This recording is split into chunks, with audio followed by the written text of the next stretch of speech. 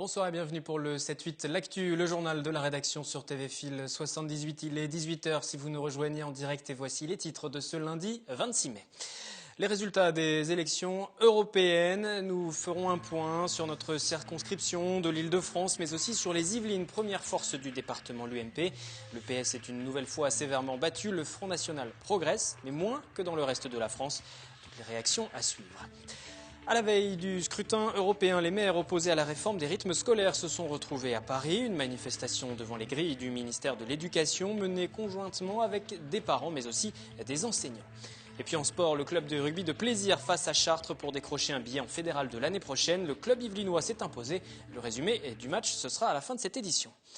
Nous débutons donc avec les résultats aux européennes. Et tout d'abord, les chiffres de l'abstention en France, en Île-de-France et dans les Yvelines. Abstention finalement moins élevée qu'en 2009, même si plus d'un Français sur deux n'a pas fait le déplacement. Plus de 54% des Yvelinois sont restés chez eux.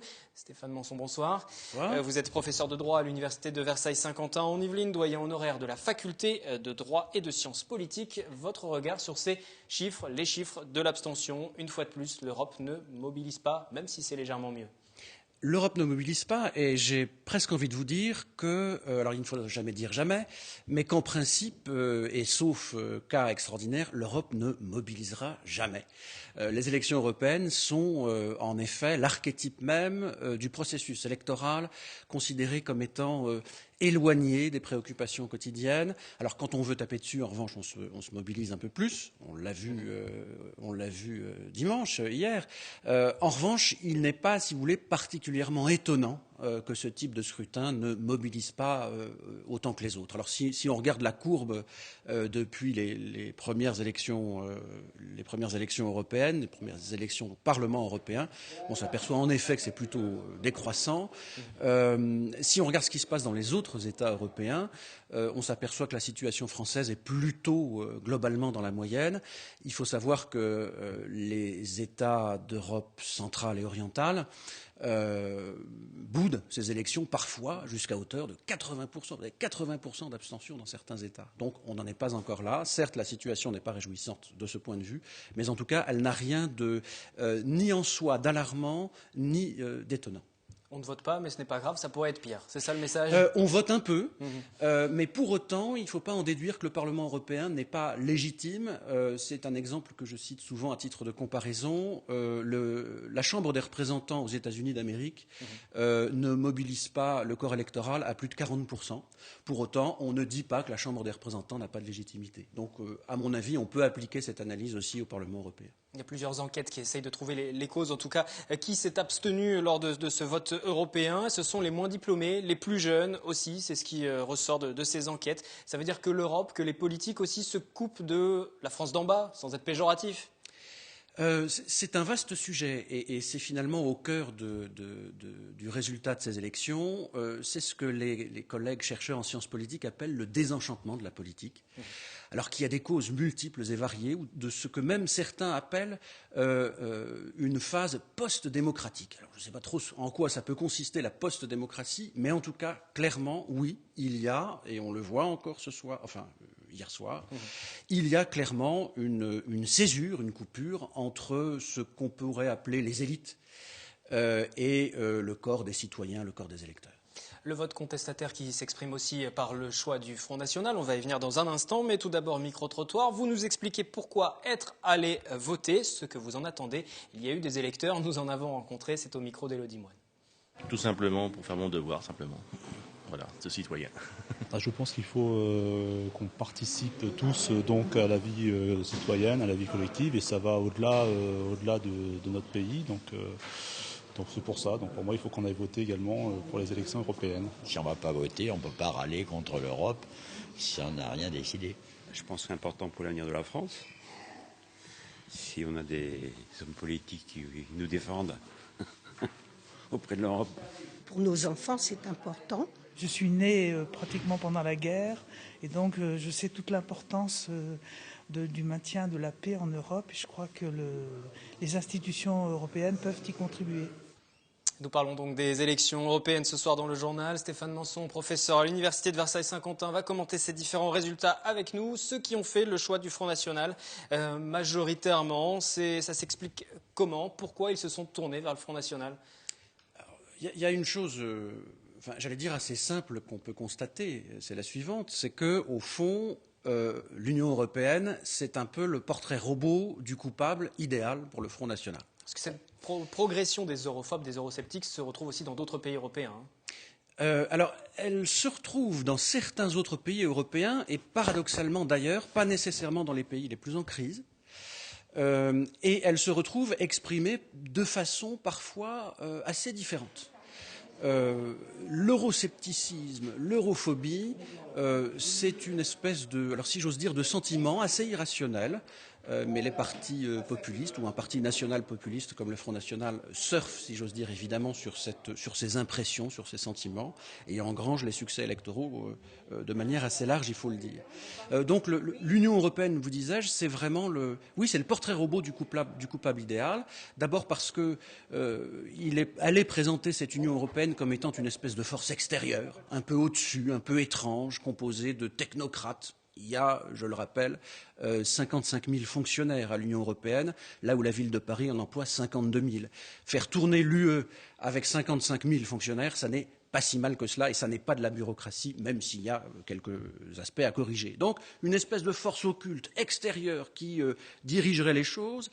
De surcroît, ça rejoint la pseudo-théorie, la théorie électoraliste du Front National autour de cette entente de ce qu'ils appellent l'UMPS, c'est-à-dire une alliance plus ou moins ouverte entre l'UMP en France et le Parti socialiste. C'est vrai que l'Union européenne, le Parlement européen, fonctionne autour d'un système de compromis, de consensus, articulé essentiellement autour de trois partis, les conservateurs, les sociaux-démocrates et les libéraux.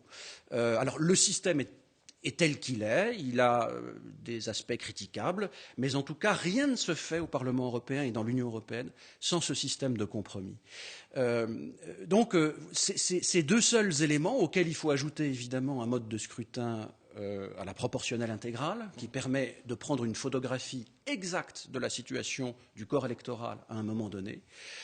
Les élections européennes, donc pour le Front National, c'est un peu, si j'ose dire, un scrutin d'aubaine. Ça ne l'a pas toujours été, mais au regard du contexte actuel et du contexte français actuel, c'est sans aucun doute un scrutin d'aubaine. La photographie exacte du corps électoral, justement en Ile-de-France. La voici les résultats sur notre circonscription. Vous voyez l'UMP qui arrive en tête, qui récupérera 4 sièges. Le Front National, 17,31%, 3 sièges. Le Parti Socialiste, donc, qui décroche avec 14% et qui récupérera 3 sièges, alors que les centristes auront 2 sièges. Europe Écologie, les Verts, 2 sièges. Et c'était une lourde défaite pour Europe Écologie au regard des résultats de 2009, puisqu'ils avaient dépassé la barre des 16%. Et puis, le Front de gauche, 1 siège, donc le député sortant Patrick Le Hyaric qui retourne au Parlement européen. Dans les Yvelines également, les résultats, les enseignements qui sont sensiblement les mêmes, avec le Front National autour de 17%, le PS qui enregistre en revanche un plus mauvais score, à peine 11,89% des voix, moins de 12% des voix, le Parti Socialiste dans les Yvelines qui subit une fois de plus la foudre des électeurs. C'est une constante pour le Parti Socialiste, ces élections européennes, ça ne leur réussit pas, c'est encore plus vrai dans le département. C'est encore plus vrai dans le département et c'est encore pire cette année par rapport à il y a 5 ans.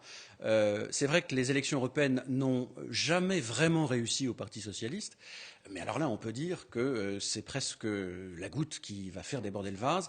Je crois que tant du côté du Parti socialiste, a fortiori parce qu'il est aux affaires aujourd'hui, que du côté de l'UMP, alors dans les Yvelines même si les choses sont un peu moins vraies, tous ces résultats appellent en effet une recomposition, alors qui ne peut pas se faire du jour au lendemain, mais en tout état de cause, notre paysage politique, alors c'est moins vrai encore une fois dans les Yvelines, les choses sont un peu plus adoucies, mais au plan national, notre paysage politique est réellement en décomposition.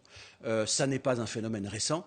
Moi, il me semble que cette poussée du Front National à plus de 18%, on la retrouve dès le 21 avril 2002. N'oublions pas qu'aux dernières élections présidentielles, le Front National est déjà la troisième force politique sur le plan national avec plus de 18%. Ça veut dire que le Parti socialiste qui est en place aujourd'hui, donc principalement le Parti socialiste, a trop joué avec le feu, avec le Front National, en laissant monter le Front National, en se disant ça divise la droite, et puis finalement aujourd'hui ils ne tiennent plus le Front National. Je ne pense pas qu'un parti plus qu'un autre a réellement joué avec le feu. C'est vrai qu'on a souvent accusé le PS d'instrumentaliser le Front National pour nuire à la droite parlementaire. Je pense que là, c'est tout ce qu'on appelle, j'aime pas ce terme-là, la classe politique qui doit se remettre en cause, la classe politique parlementaire et républicaine qui doit absolument se remettre en cause. Les choses, vous disais-je, je pense, ne se font pas du jour au lendemain. Il reste que cet état de décomposition avancé, désormais, appelle à un moment ou à un autre une réaction. Alors une réaction dans une forme de recomposition, ne serait-ce qu'une recomposition de la géométrie, de la structure des partis politiques actuels. On va voir comment s'est traduit ce vote dans votre commune. Quels sont les enseignements, les rapports de force qui se sont installés dans différentes villes du département des Yvelines avec ce reportage Le Point, Catherine Zulato. Le FN, premier parti à trappe après ces élections européennes, de peu, mais c'est inscrit dans le marbre. Le Front National réalise 18,60% des voix. En 2009, le parti frontiste n'avait obtenu que 4,60% des suffrages.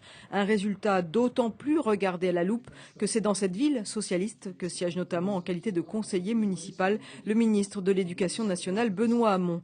Le parti de Marine Le Pen devance de quelques voix la liste socialiste et la liste Front de gauche. L'UMP est le quatrième parti. À noter également que seulement 25% des électeurs trappistes se sont déplacés aux urnes. Le FN qui arrive en seconde position à la Verrière avec 17,16% des voix derrière la liste Front de gauche, couleur politique du maire sortant. Le PS est troisième, l'UMP quatrième. En 2009, le Front National n'avait réalisé que 3,49% des voix. Une surprise, à Manille-les-Hameaux, ville socialiste, l'UMP arrive en tête avec 16,64% des voix, talonné par le PS, 16,34%. Par contre, pas de surprise à Elancourt où l'UMP réalise 25,49% des voix. Le maire de la commune, Jean-Michel Fourgousse, était 7e sur la liste d'Alain Lamassoure, mais le résultat du parti dans la circonscription de l'Île-de-France ne lui permet pas d'être élu. Seuls 4 députés UMP iront à Strasbourg. Les autres communes de l'agglomération conservent leur couleur politique. À Guyancourt, c'est le Parti socialiste qui arrive en tête avec 18,40% des voix devant l'UMP, le FN et la liste UDI Modem.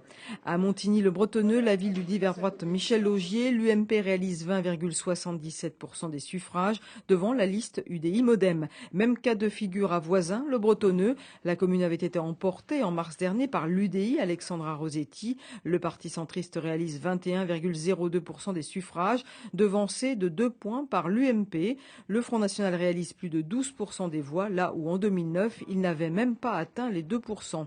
Voisin, le Bretonneux qui remporte la palme du civisme pour l'agglomération. Plus de 50% des électeurs inscrits se sont déplacés aux urnes.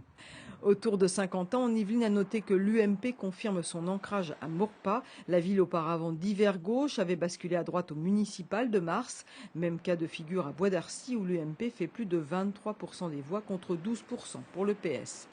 Dans ces deux villes, auparavant à gauche, a noté la forte progression du Front National qui arrive en seconde position. Un FN également sur la deuxième marche au Clé-sous-Bois, à Saint-Cyr-l'École et à Coignières, reléguant le Parti socialiste comme troisième formation dans ces communes. Dans les Yvelines, globalement, l'UMP reste majoritaire avec 24,86% des voix. C'est toutefois 10 points de moins qu'aux dernières élections européennes de 2009. Le Front National est le second parti du département avec 17,77% des suffrages. En 2009, la liste d'Hubert Duboine avait seulement totalisé 3,95%. C'est donc le grand gagnant de ces élections. L'UDI Modem est troisième et le Parti socialiste quatrième avec 11,89% des voix. Une consolation pour la formation de gauche. En 2009, dans les Yvelines, Harlem Désir n'avait seulement réalisé que 11,60% des voix. Un perdant dans le département Europe Écologie Les Verts. En 2009, la liste menée par Daniel Cohn-Bendit avait totalisé 19,58% des voix. 5 ans plus tard, la liste verte n'emporte que 7,64% des suffrages. Le message des municipales qui est amplifié d'une certaine manière. Le PS s'effondre dans la plupart des communes, même les communes que le Parti socialiste avait réussi à confirmer, à conserver. On va revoir les résultats de 2 communes, Magny-les-Hameaux, Trappes par exemple. Magny-les-Hameaux, c'est l'UMP qui l'emporte, alors que c'est bien le maire socialiste qui l'avait emporté en mars dernier. Même à Trappes, le Front National qui cette fois-ci arrive en tête, même si la participation a été très faible. Est-ce que ça veut dire aussi que les électeurs se sont trompés de scrutin ? Non, je pense pas qu'il faille strictement analyser les scrutins d'une telle ampleur comme les élections au Parlement européen en comparaison avec les élections municipales qui restent. Alors même si on l'a vu il y a un mois et demi, ces dernières élections étaient extrêmement, si j'ose dire, nationalisées, mais qui restent encore des scrutins très très locaux. Donc il y a assez fréquemment des déconnexions entre les élections municipales et les autres scrutins. Cela n'a rien de particulièrement choquant, ne doit pas susciter d'interrogation au-delà de ce que ça mérite. On va écouter la réaction du représentant du Front National. À présent, il était également présent sur la liste en Ile-de-France, une formation qui progresse, vous l'avez vu, très fortement sur le secteur, sur la circonscription, sur le département des Yvelines, mais cependant, cette progression est en retrait par rapport au reste de la France. Du temps de Jean-Marie Le Pen dans les Yvelines, on avait 2 points d'écart avec le national, à peu près. Ces derniers temps, on était monté à 3 ou 4. Je crois que pour les municipales, on devait avoir 4 points d'écart, ce qui était déjà pas satisfaisant pour moi. Mais là, on est passé à 7, quoi. On est passé à 7 points d'écart par rapport au score national. On est à 17, le score national est à 24, il y a 7 points d'écart. Et là, ça devient carrément inquiétant, quoi. Est-ce que c'est le discours de Marine qui ne convient pas aux catégories socio-professionnelles des Yvelines? Peut-être. Est-ce que c'est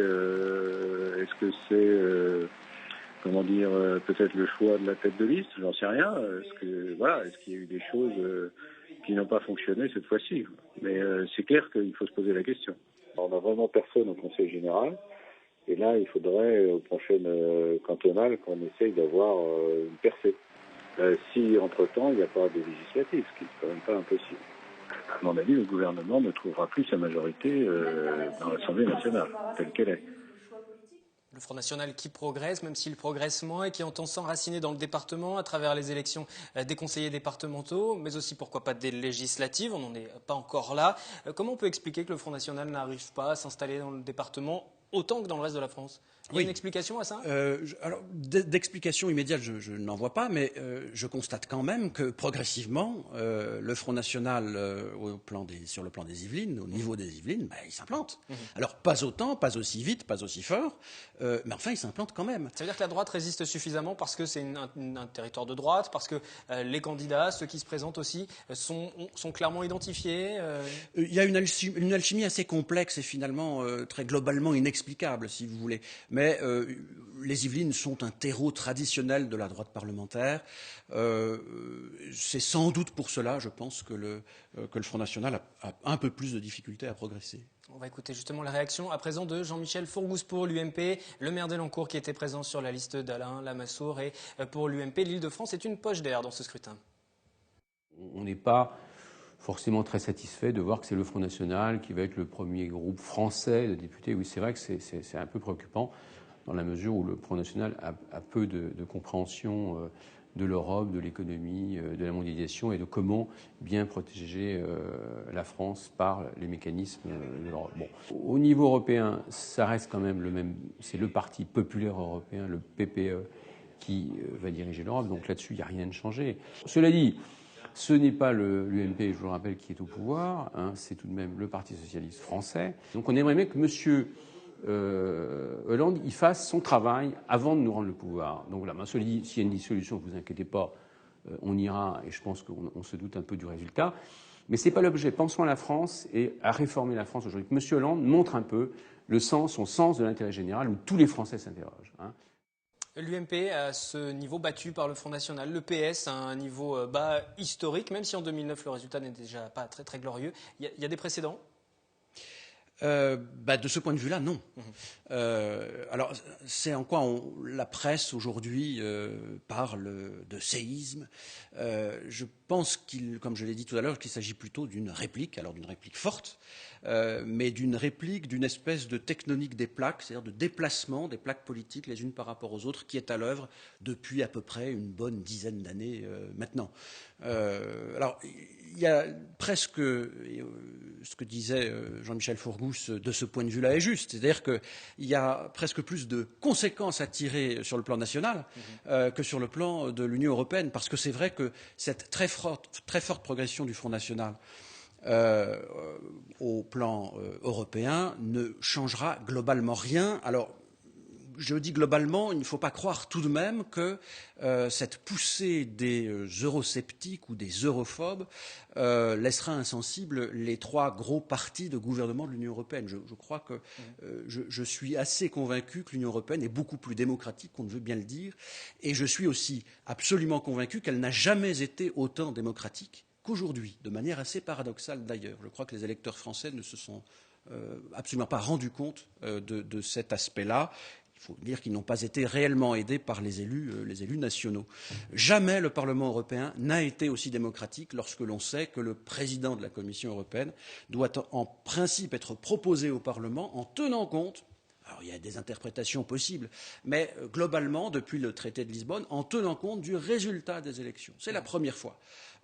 Donc, on ne peut pas encore parler de système parlementaire au sein de l'Union européenne, mais on constate une chose, c'est que le système est beaucoup plus démocratique et beaucoup moins bureaucratique qu'on a bien voulu le dire pendant longtemps. Pour en revenir au niveau national, est-ce que le Parti socialiste peut se relever ?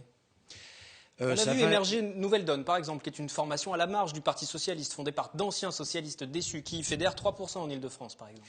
Alors, la question qui se pose pour le Parti socialiste, elle est compliquée parce que le Parti socialiste est aux affaires, il est au pouvoir. Et tant qu'il sera au pouvoir, la nécessaire reconfiguration, non pas seulement du Parti socialiste, mais de la gauche française, sera assez compliquée. Je crois que pour qu'une reconfiguration digne de ce nom puisse intervenir, il va falloir que le Parti socialiste sorte de la majorité pour pouvoir, j'allais dire, laver son linge sale en famille et régler ses propres affaires. Mais on voit qu'aujourd'hui, même au sein du Parti socialiste, on voit bien qu'il y a globalement 2 grosses tendances qui se dessinent. Elles ont toujours existé, mais elles ressortent avec beaucoup plus de contraste aujourd'hui entre ce qu'on pourrait appeler les sociaux-démocrates, qui assument de mieux en mieux ce qu'ils sont, et ceux qui sont plutôt d'une gauche un peu plus traditionnelle, qui n'entendent pas suivre cette ligne plutôt réformatrice et sociaux-démocrate. Donc, de ce point de vue-là, la reconfiguration, elle intéresse tant la droite parlementaire que la gauche. La réaction de la gauche à présent avec Michèle Christophou, l'Yvelinoise. Elle était sur la liste socialiste en Ile-de-France et pour elle, déjà la montée du Front national dans le département était prévisible. Il y a déjà eu une alerte très forte qui a été donnée avec l'élection à Mantes-la-Ville donc d'un maire Front national. Donc c'est quand même le seul département de l'Île-de-France où cette situation s'est passée. Donc effectivement, c'est un peu en cohérence avec ce phénomène. Les Yvelines ont été toujours pour la gauche une terre de mission, c'est bien connu. Nous avons très peu, nous avons eu 2 députés lors des dernières législatives. Nous avons aujourd'hui une seule sénatrice. Donc de toute façon, les Yvelines sont une terre extrêmement difficile pour la gauche en général. Écoutez, je suppose que nous allons nous réunir au niveau de la fédération. Bien évidemment, ce n'a pas été fait encore. Et puis, nous allons voir comment rectifier tout cela et faire en sorte que le Parti socialiste et la gauche reprennent un peu des couleurs dans ce département. Je crois qu'on a annoncé la mort du Parti socialiste des quantités de fois et qu'il est toujours là. Donc, il a peut-être besoin d'évoluer. Ce ne serait pas la première fois qu'il aurait évolué. Peut-être qu'il y a besoin d'une recomposition politique à gauche ou à droite d'ailleurs, parce que c'est la défaite d'hier. Elle est vraie pour tous les partis en fait, et pas seulement le Parti socialiste. Une dernière question pour conclure. À quoi doit-on s'attendre pour les prochaines élections ? Au même genre de résultat, la même hiérarchie politique ? Les prochaines élections sont les élections régionales. Et les élections régionales... Dont on ne connaît pas la date encore. Dont on ne connaît pas la date. La loi doit sortir dans peu de temps pour fixer justement cette date. Mais les élections régionales sont aussi assez traditionnellement, assez classiquement, un type de scrutin au sein duquel les citoyens, si j'ose dire, se défoulent assez volontiers. parce qu'il estime ce scrutin d'un enjeu assez mineur. Donc on risque de voir, alors dans une telle ampleur, une telle proportion, ça je ne m'aventurerai pas à le prévoir, à le prédire, mais en tout cas on risque en effet de voir une confirmation à peu près identique de l'état du rapport de force actuel. Oui. Merci Stéphane Monson pour ces commentaires, ces analyses sur les résultats, sur ces élections européennes en Ile-de-France, dans les Yvelines. Et demain, mardi, à partir de 18h30 et aussi à 19h30, édition spéciale du 7-8 politique. Nous analyserons une fois de plus les résultats. Vous entendrez d'autres réactions, celles notamment des centristes qui sont plutôt satisfaits des résultats obtenus lors de ce scrutin. Autre sujet, les élus étaient dans la rue. Samedi, journée de mobilisation contre la réforme des rythmes scolaires qui se tenait à Paris, à l'appel d'un collectif de maires mené par l'édile Courtois, Jean-Michel Fourgousse, les manifestants qui veulent dénoncer fatigue des enfants et coût trop élevé de la réforme. Olivier Maniscalco, Elodie Moine. Il faut que cette réforme soit abrogée. Point final. Il faut que le ministre ait le courage d'abroger cette réforme. Une réforme des rythmes scolaires toujours vivement contestée. Samedi à Paris, une manifestation nationale réunissait tout un cortège de maires de communes, d'enseignants et de parents, tous mécontents. Des parents qui dénoncent clairement la fatigue de leurs enfants avec une demi-journée de plus à l'école le mercredi et qui appellent au boycott de la prochaine rentrée scolaire. Il y a déjà un appel pour boycotter carrément le jour de la rentrée, aussi bien au niveau des parents qu'au niveau des enseignants. Et puis on boycottera tous les mercredis s'il faut. Moi clairement je ne sacrifierai pas mes enfants juste pour que M. Payon et M. Hamon inscrivent leur nom à l'histoire de l'éducation nationale. Voilà. Mes enfants sont fatigués, il n'est pas question qu'on les sacrifie. Côté maire et enseignants, on pointe du doigt le coût élevé de cette réforme sans pour autant y trouver un intérêt pédagogique certain. Les parents sont irrités, les profs sont démotivés, les maires sont asphyxiés économiquement. Comment peut-on balancer une telle réforme avec un tel coût sans aucune étude d'impact scientifique ni financière alors qu'il s'agit de l'avenir de nos enfants? Je ne vois pas ce que ça peut apporter aux enfants dans la mesure où on réduirait le temps du midi éventuellement d'un quart d'heure et le temps du soir d'une demi-heure et que ce n'est pas dans ce temps-là qu'on va faire des activités intéressantes pour les enfants. Donc c'est nous mentir que de nous dire que les enfants vont avoir une activité sportive ou culturelle. C'est un leurre. Prochain rendez-vous des anti-réformes des rythmes scolaires le 11 juin avec une opération école vide durant cette journée. Le ministre de l'Éducation, Benoît Hamon, a de son côté réaffirmé que la réforme serait bien appliquée à la rentrée prochaine, le temps scolaire n'étant pas décidé par les élus mais par l'État. Merci de nous avoir suivis. L'essentiel du sport, c'est tout de suite sur TV Fil avec Anthony Reich. Excellente soirée.